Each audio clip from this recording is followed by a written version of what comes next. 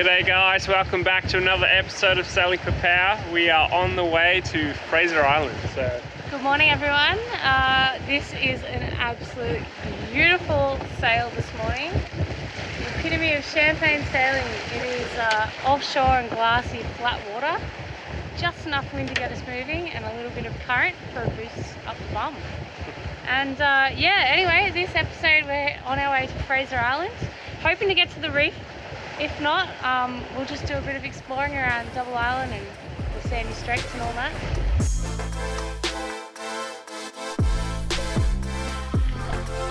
Should be there in 10 hours. We really want to get to the reef by Sunday. What fish? It's the only fish that we've caught for 4 months. So we've spared you the boredom of a month or two on the Brizzy and Gold Coast. We've been getting a bunch of stuff done. We actually ripped our mainsail. We picked up a new tender. Highfield wanted us to test out this new material that they've got on their tender. So we're giving it a bit of a torture test. It's like I don't know if you can see that, it's like real grippy. Whereas the last one we had was really shiny material.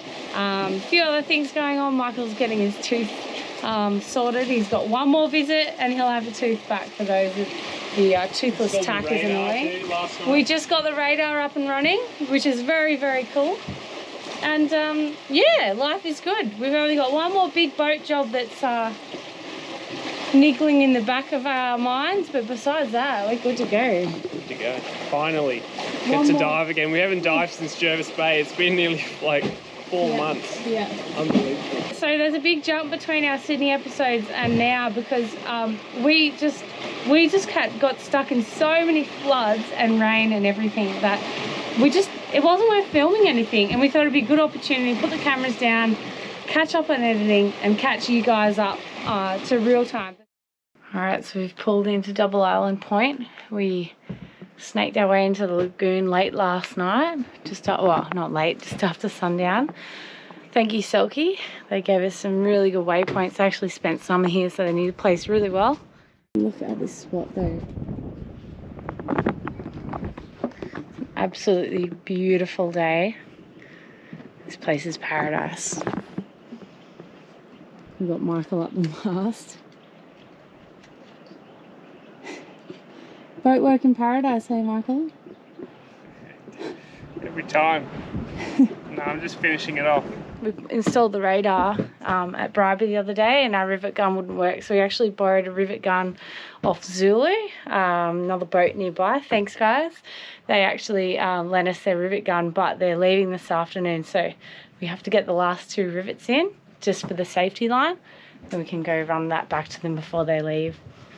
And then we can go and explore this place. It's absolutely beautiful. The birds are so loud. It's just like we woke up this morning and it was so quiet and all you could hear were birds chirping, and it's just such a nice change. It feels so good to be out of the city and back to cruising and boat work.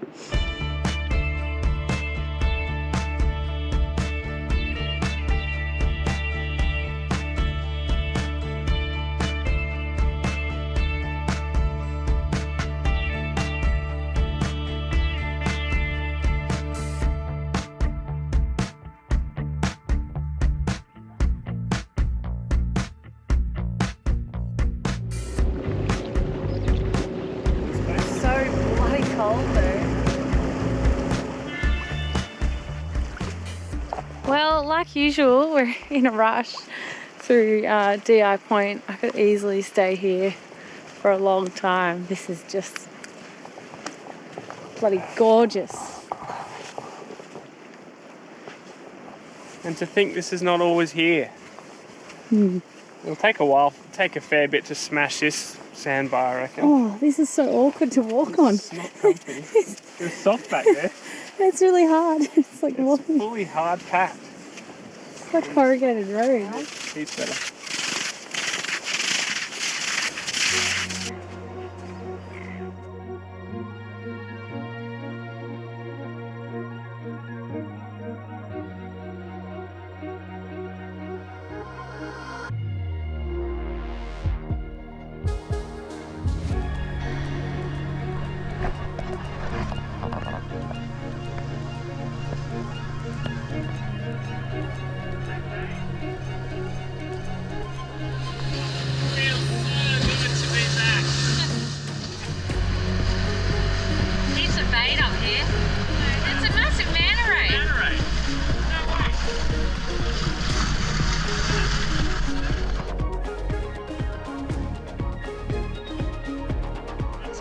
excited I am. It's been 4 months since I've stuck my head underwater for a dive. Yeah. We're coming around the corner, the viz was dirty, just came clear. It's a manta ray right under the headland. Gonna jump in, have a swim with it. Bit of a welcome back to the ocean. Yeah. And I'm gonna kill something. I think I'm gonna sit this one out. I still coughing like a dog. Ready?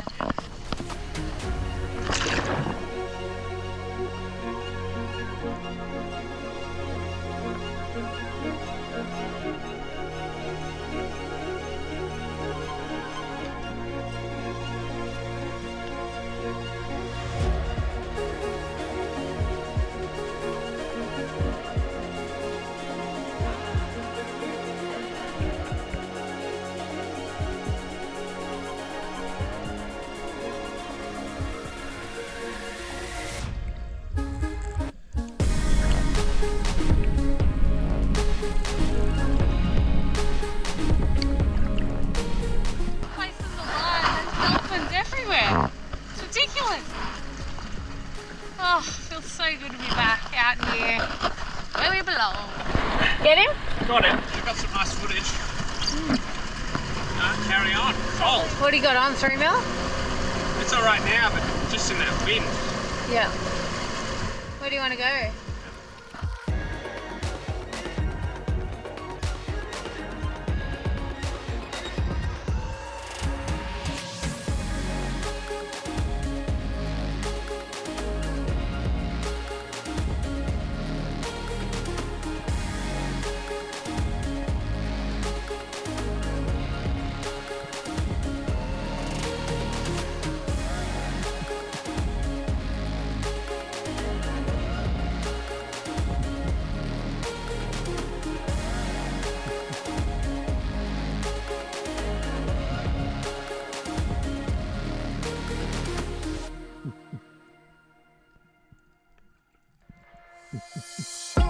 After 4 months of filthy water, it was so nice to be diving in an aquarium again.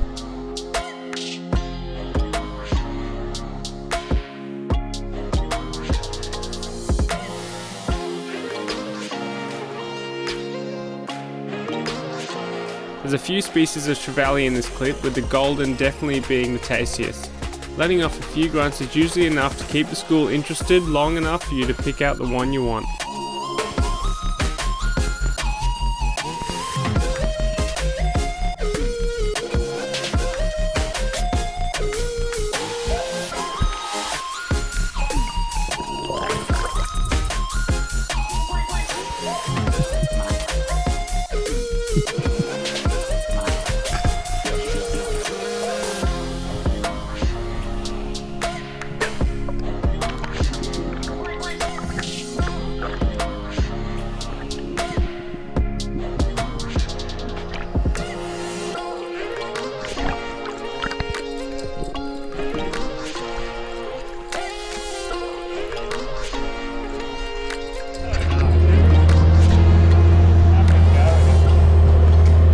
Day one of cruising season, what do you reckon so far? Oh, it's so good to be back in the water again. Yeah. A nice bread and butter species are up here, golden trevally.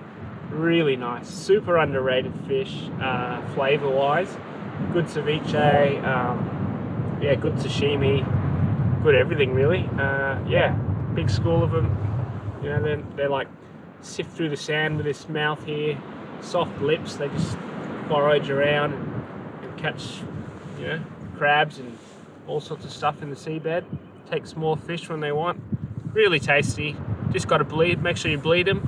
And yeah. It's so shiny. It's like a giant reflector. Yeah, they're beautiful fish. Usually in big schools, on wrecks and stuff, you see huge ones like 15 kilos. Just hundreds of them, always spooking all the other fish and swarming you. But yeah, nothing wrong with one of them for dinner. You wouldn't normally shoot it? Oh, it depends. Like, they're when your freezer's empty? They're super curious. They're tasty fish. There's nothing wrong with eating them for sure. If there's nothing else that's exciting to hunt, I will definitely take one of these every day of the week. But if you're just after a feed, which we are, To be honest, I would have shot a moe at the end of the day. It's just It's been so so long since we've been diving. It's just so nice to be out here. Just, you know, in the new tender, doing whatever you want. New tender? We haven't, I don't think we've mentioned the new tender. Oh, we've got a new tender. Yeah. New Highfield Classic 340 with the rough material. We're torture testing it. It's the new stuff. It's like, it's a bit rougher than the old stuff we had. This is the first fish in the new It tender. is, yeah. It's no 27 kilo cobia, but I don't care. Yeah, like the first tender. And what a spot. I think we might have to go have a beer on the beach with everyone.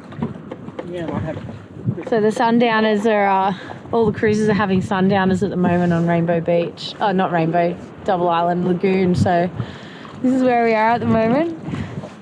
You missed the sunset. It's beautiful and it's freezing. I'm so cold. I've got shorts on and yeah, I'm like, yeah, it's time to go have a hot shower. So glad we have a hot shower. Imagine if you had to go back to the boat and have a cold shower right now. No, that would be shit.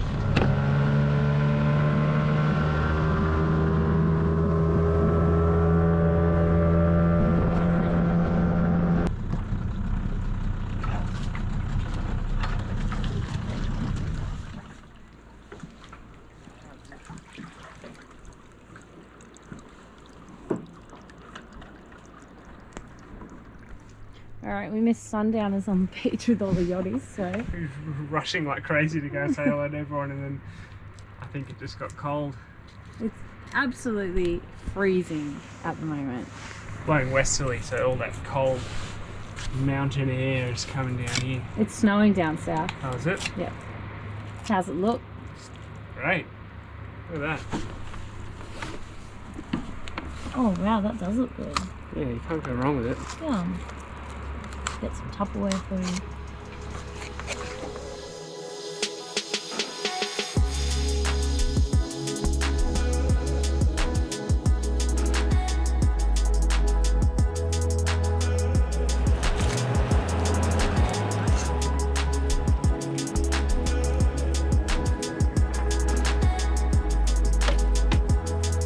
I'm doing an Aussie classic, the Bit of Tandaka. Bung a bit of salt and Tandaka pepper, on it. butter, meat and through veg. So literally just frying up some fish. What fish is it? What fish? It's the one you just The only fish that we've caught for 4 months. Michael is not a fan of eating fish the same day, let alone the same hour that it's caught. So She's too fresh. I'm telling you. Jeez, I'm out of practice. I'm so excited about cooking fish because it's been that bloody long since we've eaten fish. Yeah. Like, it's embarrassing. So We've got a few mac tuna online, and that's about it. let's hope I remember how to cook fish. So. We went for a dive today, and it was just absolutely soul invigorating for me. Just didn't get in. No, I'm saving myself for Friday because There was a manta ray there, there was sharks, there was turtles, dolphins, hundreds of trevallies, parrots, potato cod, what else? Just awesome. So nice to get out there. And yeah, we'll try again tomorrow, I think.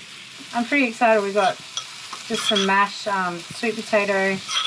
Trying to get as much veg in as we can before provisions diminish. I've got sweet potato, I've got fresh broccoli and mushrooms, which these will be the last mushrooms we eat for ages.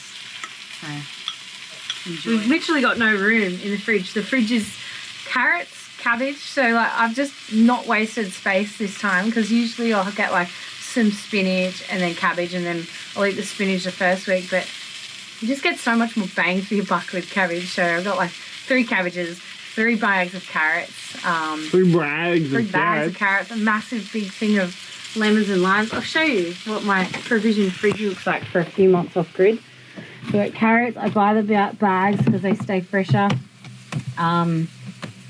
That is celery, a couple of big things of ginger, and then in this side I've got cucumbers in there, which they'll be eating this week. Lemons, more lemons and limes, apples, zucchinis. So yeah, that's pretty much the fridge, just a fruit and veg market. Not too fresh for you, Michael? Pretty good. Definitely you can taste that little bit of extra moisture, but you didn't salt and sugar it. Just salted it. It's bloody good. So, sort of healthy. Broccoli. Not healthy, that's super healthy. What are you talking about? So meat and free veg.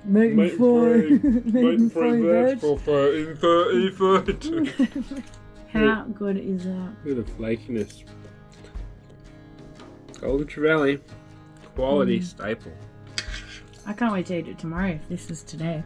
I can't wait to get a little marlin. Yeah. Yeah, so someone saw a marlin today, just in the shallows. How did you cook that fish? The way that I cook heaps of our fish, just dust it in corn flour or salt it corn flour, and then I just put it in the pan on low heat or medium heat. When it's cooked halfway through, flip it over, and then once it's finished, I'll usually put a big chunk of butter in with a bit of garlic, and don't let it burn, just let it cook just enough as the fish is finishing off. And then I take it off the heat, squeeze the lemon all over it, it'll sizzle and it'll take all that flavour with it out of the pan and onto your plate, and it's bloody good. It is. Definitely the best fish just cooked, I reckon, for sure. Perfection. Okay, that was a compliment, I guess. Good evening. Sad to be leaving? Pretty hard to leave a spot like this, I think. How many nights have we spent here? 3. 3. Yeah. 3 nights. Came for 1, stayed for 3.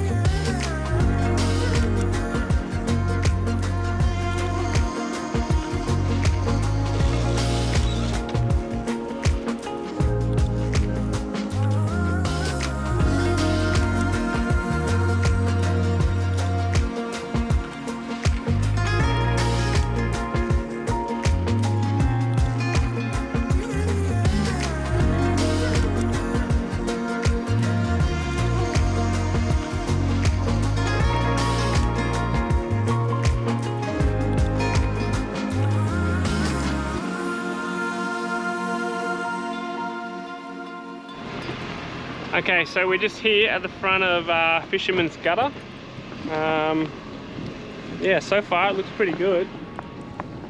Guess it's freaking out a little bit, but we're just going to sit here for about 10 minutes and keep an eye on the sets and look at the marks on Navionics here and see how we go. We're sitting in about, just at the entrance here, in about 4 meters of water, 4.5, so it's plenty of depth. We'll just watch these sets come through and go from there.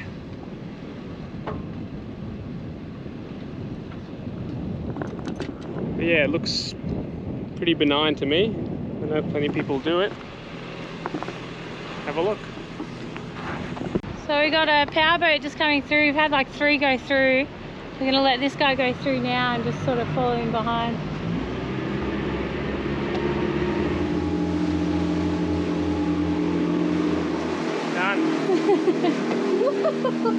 Wow, how's that drop off? So I think the shallowest we saw was about 2.1 and then yeah, now we're in the deep stuff.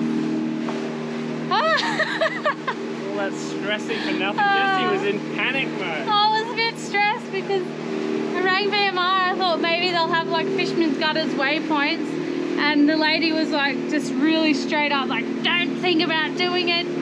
We highly advised against it, and I was like, oh, here we go. And then that put the fear in my mind, and then when we came closer, it just looks like there's rollers breaking the whole way across. So I was pretty apprehensive. It wasn't until we got really, really shallow, we got in like 3-4 meters, that I could see that like the path through, there was nothing breaking at all. So we sat there for, I don't know, 15 minutes watching. And then we had 2 power boats go through back to back. So we just jumped in and follow them through. And my biggest concern was the depth, because obviously they're power boaters. But the shallowest we saw was 2 metres. 2.1. So yeah, pretty good.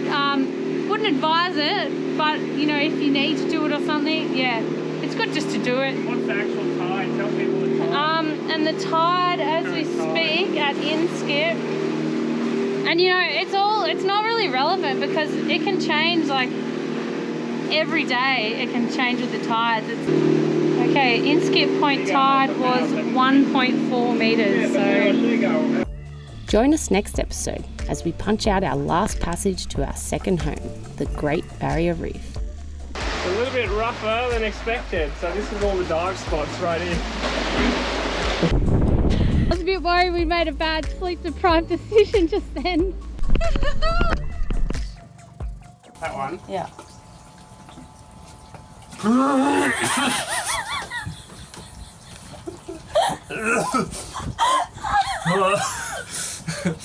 Smell like a dead fish.